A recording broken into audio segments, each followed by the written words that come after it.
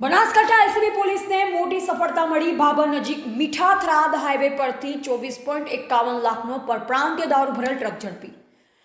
મરઘાના ચણના કટ્ટાની નીચે દારૂની પેટીઓ છુપાવી પંજાબથી લઈ આવતી ટ્રક ભાભર વિસ્તારમાંથી પકડાઈ। ભાભર પોલીસ મથકે 24.51 લાખનો દારૂ અને 15 લાખની ટ્રક કબજે કરી એક આરોપીની અટક કરી।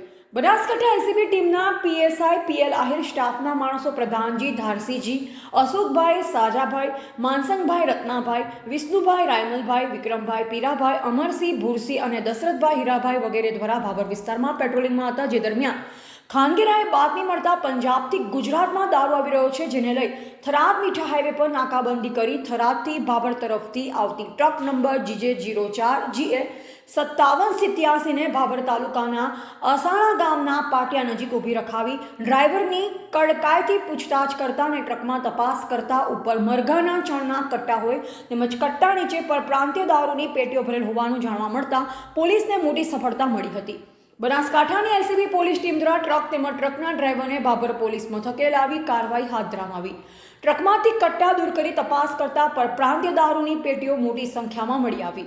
પોલીસ દ્વારા ગણતરી કરતા કુલ નંગ 272 પેટી દારૂ કિંમત ₹24.51 લાખનો દારૂ અને ટ્રકની કિંમત ₹15 લાખ મળી કુલ મુદ્દામાલ 39.51 લાખનો કબજે કરી આરોપી વરદારામ જગમાલ જાટ બેનીવાલ રહે હાથીતલા તાલુકા જિલ્લા બારમેર રાજસ્થાન વાળા આરોપીને ભાભર પોલીસ મથકે અટક કર્યો।